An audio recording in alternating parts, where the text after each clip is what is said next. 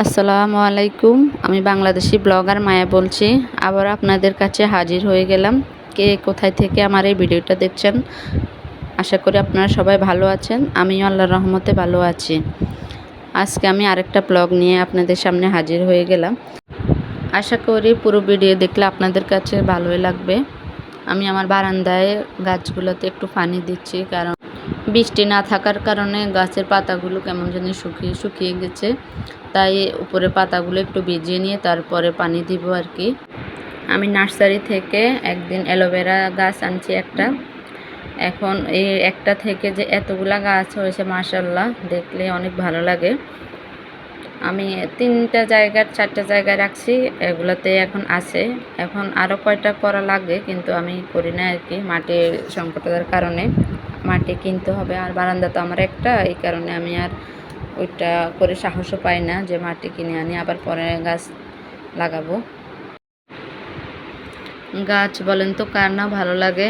আমাদের সকলের গাছ অনেক পছন্দ, কিন্তু আমাদের এখানে জায়গা অল্প, এই কারণে আমরা অল্প করেই গাছ লাগাতে হয়। আর আমরা তো আবার দেশে যাই, তার কারণে গাছগুলো মারা যায়, সবগুলো গাছ আনা সম্ভব হয় না। এখানে আমি অনেকগুলো বুট বাজি করে এখন 2টা বক্সে রেখে দিব, আর যতগুলো খাবো ওগুলো রাখবো, কারণ একসাথে বাজি করি যাতে বারবার না করতে হয় আর কি, সকাল সন্ধ্যা নাস্তা খাওয়া যায়। এই কারণে আমি বক্সে রেখে দিয়ে তারপরে আরগুলো আমরা খাবো আর কি। আমার এই ভিডিও যদি আপনাদের এতটুকু ভালো লাগে থাকে, তাহলে আমাকে একটা কমেন্টের মাধ্যমে জানিয়ে দিবেন।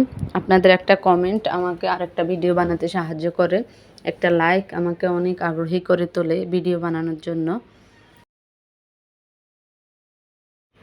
আমার ছোট বাচ্চাটা এখন দেখেন চাদর কিভাবে নষ্ট করে। আমি এখান দিয়ে ঠিক করি, ও ওখান দিয়ে এভাবে নষ্ট করে। ও এগুলা করতে ও পছন্দ করে, তাই এটা আপনাদের সাথে শেয়ার করলাম। কেউ কিছু খারাপভাবে নেবেন না। এখন আমি আজকে একটা তরকারি রান্না করব। জানি না কে কীভাবে রান্না করে, তবে এইভাবে আমরা রান্না করি। কাঁঠাল দিয়ে ডিম সিদ্ধ করে তারপরে মাছ ভাজি করছি, আর সাথে নারকেল দিছি। জানি না তো আমাদের নোয়াখালীর একটা আছে যে নারকেল সব কিছুতে দিলে ভালো লাগে, সবটা না, মানে কিছু কিছু তরকারিতে আর কি। এখন আমি প্রথমে তেল দিয়ে দিলাম, তেলের মধ্যে পেঁয়াজ কাঁচামরিচ দিয়ে একটু লাল করে এখানে আমি 1 চামচ আধা চামচ জিরা, যা যা স্বাভাবিক তরকারিতে দিই আর কি, মরিচ 1 চামচ। আমরা আবার তরকারিতে ঝাল কম খাই, তো এই কারণে আমরা মরিচটা কমে দিই। হলুদ 1 চামচ আর স্বাদ মতো লবণ দিয়ে দিলাম আর কি। এখন এগুলোকে একদম ভালো করে কষিয়ে নিতে হবে।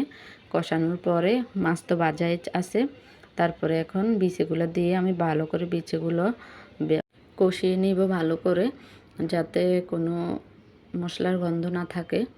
তারপরে ভালো করে কষানোর পরে এখানে আমি মাছ, ডিম পরিমাণ মতো পানি দিয়ে দিব। তারপরে এগুলা ভালো করে কষানো হয়ে গেলে, সিদ্ধ হলে, তারপরে চুলার আঁচটা আমি কমিয়ে তেলটা ওঠা পর্যন্ত অপেক্ষা করব। অফ ক্যামেরাতে আরও মাছ ভাজি করে নিছি, ওটা দেখালাম না। তারপরে আমরা দুপুরে খাওয়া দাওয়া শেষ করে বিকেলে একটু ঘুরতে গেলাম নিচে। তো শনিয়াকড়া গেলাম, শনিয়াকড়া গিয়ে কিছু কেনাকাটা করছি, বেশি না, সামান্য কিছুই কেনাকাটা করছি। আমার মেয়ের প্যাম্পাস এগুলো লাগে টুকটাক, এগুলো যা লাগবে ওগুলো নিছি আর কি।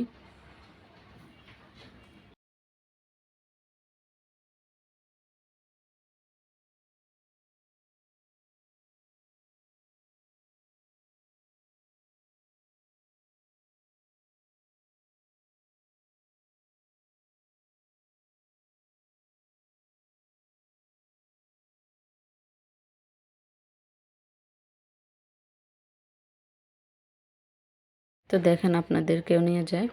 এখানে আপনারা যা নেবেন 100 থেকে বেশিও আছে, তবে 100-এর জিনিসই বেশি। এত সুন্দর সুন্দর জিনিস এখানে আছে। আমি বেশি কিছু নিই নাই, আমি 2-3টা জিনিস নিছি। আপনাদেরকে বাসায় নিয়ে দেখাবো কি নিছি। এখন আপনারা একটু দেখেন কত সুন্দর জিনিস এখানে।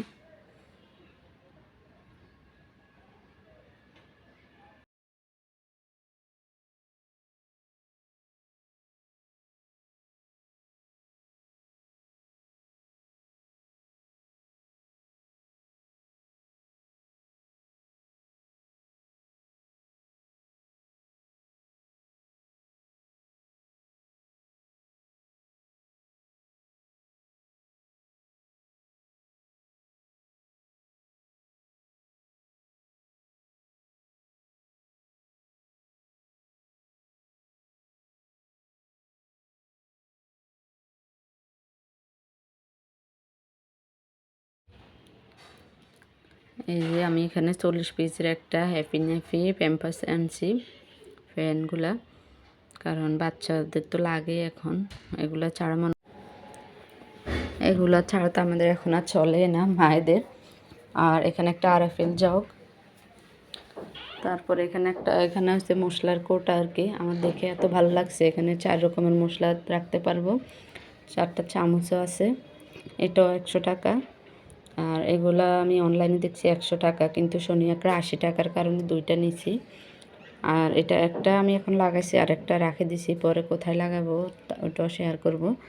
একটা কিচেনে রাখছি, কারণ কিচেনে আমার এগুলো একটা খুবই দরকার ছিল, তাই আমি একটা কিচেনে রেখে দিছি। আর এই যে আমার মেয়ের একটা ব্যাগ কিনছি, ও ব্যাগ পছন্দ করে, আমি যে ব্যাগ নিয়ে যাই ও এটা পছন্দ করে, তার কারণে ওকে একটা ব্যাগ নিয়ে দিছি আমি।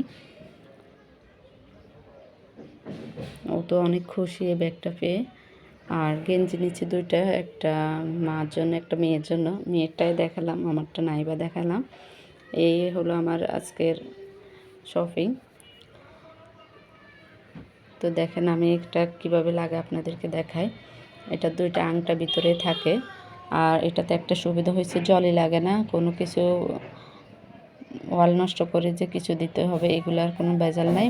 এই যে এইভাবে করে রাখি, তারপরে আগে সেট করে এখানে রাখি ওয়ালে, তারপরে দিলে তাহলে আর বাঁকা হয় না, ঠিকঠাক মতো হয়ে যায়। দেখেন আমি আপনাদেরকে দেখে আমার কিচেনে যে জালিগুলো আছে ওগুলো রাখার জন্য আমি এটা মূলত কিনেছি। এত সুবিধা হয়েছে আমার, কারণ এগুলো আমি এদিক সেদিক রাখতে হয়, আমার ভালো লাগে না, ভিজে থাকে যায়। আর এখন তো পানি সবগুলো শুকিয়ে যাব। তো আশা করি আমার ভিডিওটা আপনাদের কাছে একটু হলেও ভালো লাগবে। তো ভালো লাগলে আমাকে একটা কমেন্ট করবেন, তাহলে আমার আরও ভালো লাগবে আপনাদের। আশা করি আপনারা সবাই ভালো আছেন। আল্লাহ হাফেজ।